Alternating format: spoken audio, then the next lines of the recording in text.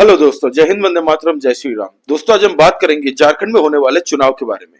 दोस्तों झारखंड का चुनाव पूरी तरह से गर्मा चुका है। दोस्तों एनडीए की तरफ से ताबड़तोड़ रैलियां चल रही है, उनके सब स्टार प्रचारक आके रैली कर रहे हैं। वहीं पे इंडिया अलायंस की तरफ से हम अगर बात करें तो पूरा जो रैलियों का कुनबा है वो हेमंत सोरेन और उनकी वाइफ कल्पना सोरेन संभाल रही है। आज राहुल गांधी जी का वहां पे दौरा था। राहुल गांधी जी आज दौरा कर रहे हैं झारखंड में, जबकि 13 तारीख से चुनाव है, एक हफ्ता से कम का टाइम बचा है। अब राहुल गांधी जी वहां पे पहुंचे प्रचार करने। दोस्तों राहुल गांधी ने अपने बयान में वही कहा था जो मैंने आपको पिछली बार महाराष्ट्र के कैंपेन में, कल का जो हमारा वीडियो था उसमें जो राहुल गांधी ने महाराष्ट्र में बयान दिया था, वही बयान यहीं पे दिया है, थोड़ा बहुत उलटफेर करके। साथ ही साथ में कांग्रेस का मैनिफेस्टो उन्होंने वहां पे बताया कि कांग्रेस की सरकार अगर बनती है तो वो लोग क्या करेंगे। भाई पिछले 5 साल में आपकी इंडिया अलायंस से क्या उखाड़ लिया आपने झारखंड में? क्या किया झारखंड की जनता के लिए आप लोगों ने? पहला तो सवाल ये बनता है। मीडिया कुछ हमारे यहाँ पे पूछती नहीं है, बस मीडिया वही दिखाती है जो भाई साहब इन्होंने ये कहा है, इन्होंने वो कहा है। एनीवे, वहां पे कांग्रेस का मैनिफेस्टो बताते हुए भाई साहब ने कहा कि हम लोग गैस सिलेंडर 450 रुपए में देंगे। कांग्रेस की सरकार अगर जीत के आती है, अगर आप हमें जिता के लाते हो, तो हम लोग रिजर्वेशन का 50% का जो बैरियर है कि 50% तक ही आप रिजर्वेशन दे सकते हो, तो वो बैरियर को तोड़ के हम लोग और रिजर्वेशन देंगे। ये मैसेज है पूरे इंडिया के लिए कि ये कांग्रेस पार्टी के राहुल गांधी बोल रहे हैं, याद रखिएगा आप लोग। ये 50% का बैरियर तोड़ के आरक्षण 100% करने की तरफ जा रहा है भाई। ये बंदा खुद बोल रहा है कि बैरियर होना ही नहीं चाहिए। मतलब किसका हक किसको काट के देंगे ये किसको नहीं पता, लेकिन आप लोग सब समझ सक रहे हैं कि कितना गंदा गेम खेल रहे हैं, देश को कहां ले जाने की कोशिश की जा रही है। खुले में कर रहे हैं, खुला, कोई ढका छुपा हुआ नहीं है, ये डायरेक्ट मंच से बोल रहे हैं। दूसरी बात उन्होंने वहां पे जाके कही है कि रिजर्वेशन जो 28% तक शेड्यूल ट्राइब को देंगे, 12% तक शेड्यूल कास्ट को देंगे और 27% तक ओबीसी को देंगे रिजर्वेशन। फिर वहां पे पैडी पे एमएसपी बढ़ा के 3200 रुपया कर दिया जाएगा, और जितने भी और फसलें हैं जिसपे एमएसपी जितनी मिल रही है 50% और बाकी सारे अदर फसलें हैं एग्रीकल्चरल प्रोडक्ट्स, उसमें एमएसपी दी जाएगी। तो मोटा मोटा यही सब आज बताया कांग्रेस ने। जो हरियाणा में भी जो मंजन बेचा था वो बिका नहीं मंजन, हरियाणा ने फाड़ के फेंक दिया। महाराष्ट्र में भी वैसी स्कीम है, मिलता जुलता स्कीम है, सब एक जैसी है, नाम बस वहां पे महाराष्ट्र में महालक्ष्मी स्कीम, यहाँ पे कुछ और स्कीम। यहाँ पे बोल रहे हैं कि महिलाओं को अब 2500 रुपए दिए जाएंगे हमारी सरकार की तरफ से। हम 1000 रुपए तो पहुंचा ही रहे हैं भाई, कितने को पहुंचा रहे हो ये बताओ? सीधी सी बात है ना भाई। झारखंड में सबसे बड़ा मुद्दा आज की डेट में क्या है? इलीगल बांग्लादेशियों का मुद्दा है। लोगों की जमीनें हड़प रहे हैं ये लोग। पूरे झारखंड में क्राइम रेट बढ़ चुका है just because of this illegal Bangladeshis and Rohingyas. उसके ऊपर में ये राहुल गांधी कुछ बोल नहीं रहे हैं, ना हेमंत सोरेन बोल रहे हैं। ये कुछ बोलो, इनसे सवाल पूछ रही है मीडिया कि भाई इलीगल बांग्लादेशियों का क्या है? ये बोले आप डिवाइड कर रहे हो सोसाइटी को।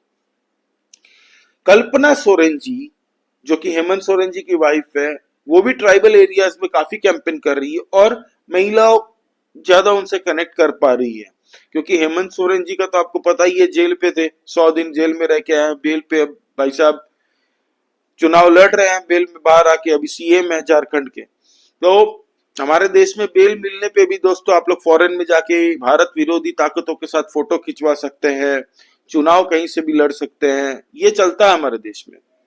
बेल के ऊपर आप बेल मिल जाए, आप करिए कुछ भी, तो ये हाल है।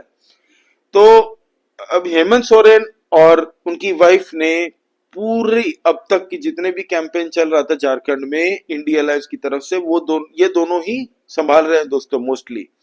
कांग्रेस की तरफ से कोई बड़ा स्टार प्रचारक अब तक आया नहीं था। एक दिन मल्लिकार्जुन खड़गे आए थे, 2-3 रैलियां की थी, और एक दिन सचिन पायलट आए थे, बस वही 2 जन आए हुए हैं। और आज राहुल गांधी पहुंचे, जबकि एक हफ्ते से कम का टाइम बचा है, तब राहुल गांधी जी जाके वहां पे अपना मैनिफेस्टो पढ़ रहा है। बीजेपी ने ये तैयारी कब से कर रखी है? 3 महीने से, पिछले 3-3.5 महीने से हेमंत बिश्व शर्मा और मामा जी वहां पे बैठे हुए हैं। वो लोग ने ग्राउंड पे जाके आदिवासी समाज, SC ST OBC सबसे मिले हैं, कार्यकर्ताओं से मिल रहे हैं, हर जगह जाके उनकी प्रॉब्लम सुन रहे हैं, उनको आश्वासन दे रहे हैं, ये बता रहे हैं कि हमारी जहां जहां सरकार है हमने ये किया है। करेंगे की बात है, हमने ये किया है अपने राज्यों में।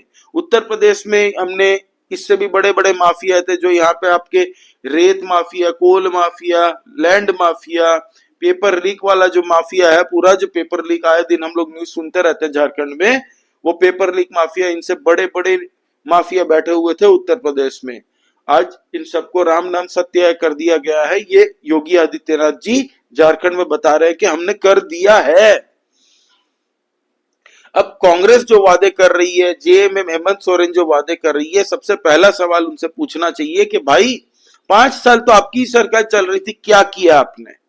कोई जवाब नहीं है उनके पास। बोल रहे हैं कि हमने ये किया वो किया, विक्टिम कार्ड खेल रहे हैं कि बीजेपी हमें सीबीआई ईडी लगा के घेर रही है। भाई आपके 2 बड़े बड़े नेता जेल में गए हैं पैसों के रिश्वत लेते हुए, 350 करोड़ उनसे निकले हैं। किसके पैसे थे? गरीबों के पैसे है ना, झारखंड वालों के पैसे हैं। रिसोर्सेस दिन धड़ल्ले से लूटा जा रहा है। अमित शाह जी ने ये कहा कि जिस दिन हमारी सरकार यहाँ पे बनती है, इलीगल बांग्लादेशियों को हम लोग घसीट के यहाँ से फेंक देंगे, उल्टा टांग देंगे। ये भाषा यूज की है अमित शाह जी ने, तो पब्लिक रिलेट करती है। आदिवासियों की जमीनें लूट ली है इन इलीगल बांग्लादेशियों ने, डेमोग्राफी चेंज कर दी है झारखंड की बॉर्डर एरियाज में। झारखंड में एक गांव है दोस्तों, कल अदिति त्यागी जी एक रिपोर्टर है, जर्नलिस्ट है, वो गई हुई थी एक गांव में, तो वहां पे एक बूढ़े बुजुर्ग आदमी से वो बात कर रही थी, तो वो बूढ़ा बुजुर्ग आदमी रोने लग गए। वो ये बता रहे थे कि वो वहां के नेता के पास में गए ये मांग रखने कि हमारे गांव में पानी नहीं है पीने का, तो आप एक कुआं बनवाइए यहाँ पे। तो पता उस नेता ने क्या कहा उसको?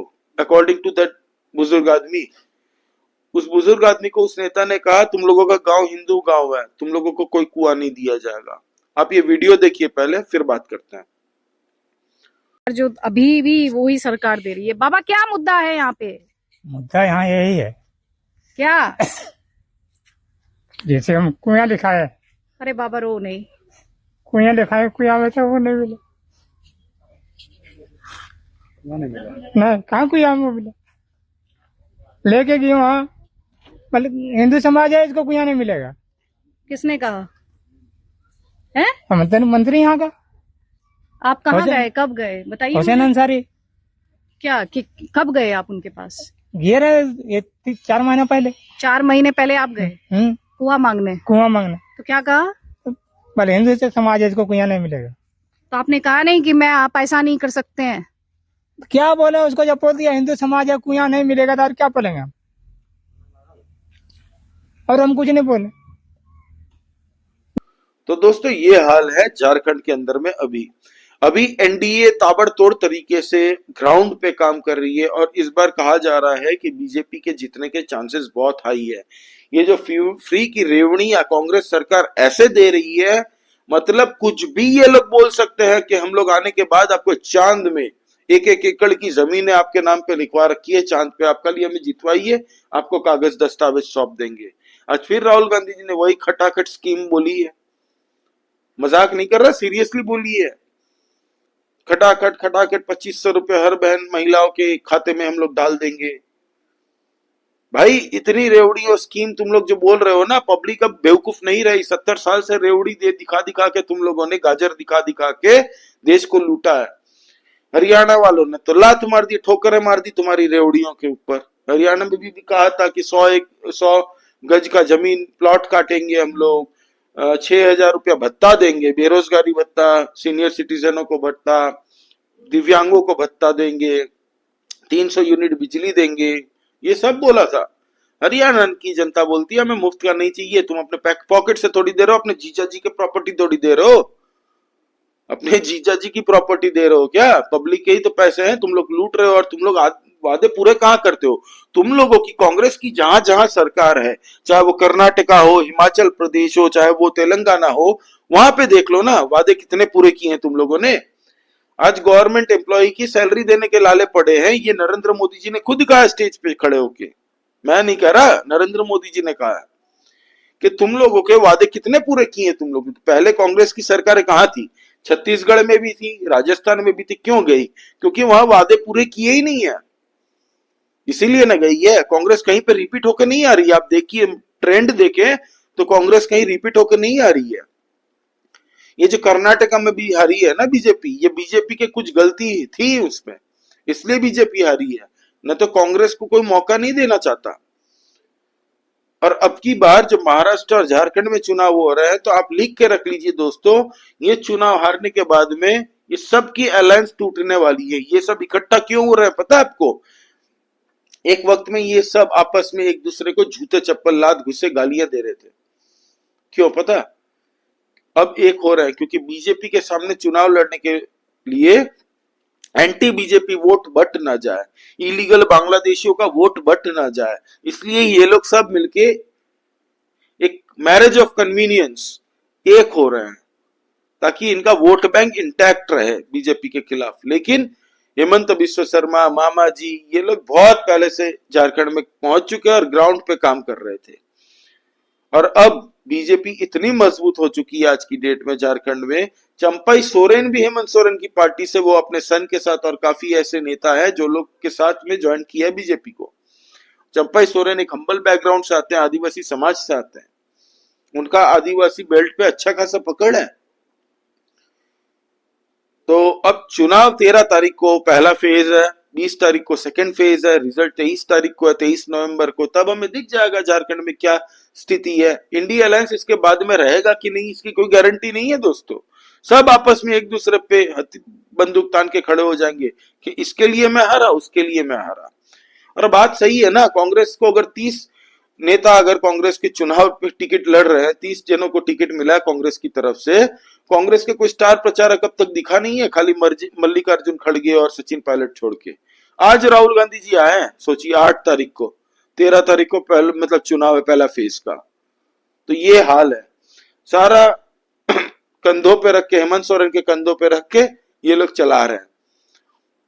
दूसरी तरफ हम देखें, योगी आदित्यनाथ जी, मोहन यादव जी जो एमपी के चीफ मिनिस्टर है, हेमंत बिस्व शर्मा खुद जो असम के चीफ मिनिस्टर है, अमित शाह जी जो होम मिनिस्टर है, राजनाथ सिंह जी जो डिफेंस मिनिस्टर है, नरेंद्र मोदी जी जो प्राइम मिनिस्टर है, ये सब दोस्तों ताबड़तोड़ तरीके से अपनी रैलियां कर रहे हैं अलग अलग जगहों पे, एक जगह पे नहीं, अलग अलग जगहों पे। 10 तारीख को नरेंद्र मोदी जी का रोड शो है, 5 किलोमीटर का रोड शो करने वाले हैं नरेंद्र मोदी जी, और 2 बड़ी बड़ी रैलियां करने वाले हैं। तो आप जान सकते हैं कि इलेक्शन से पहले ये फाइनल जो ओवर चल रहा है पहला फेज का, उसमें ताबड़तोड़ तरीके से सिक्सर मारने की पूरी कोशिश कर रही है बीजेपी, और मार भी रही है। बटेंगे तो कटेंगे के बयान से इंडिया अलायंस को इतना तकलीफ हो रहा है, वो बोल रहे हैं कि बीजेपी काट रही है। कॉन्स्टिट्यूशन की किताब जो फर्जी दिखाता है ना राहुल गांधी, ये किताब का सच। आप एक बार ये वीडियो देख लीजिए।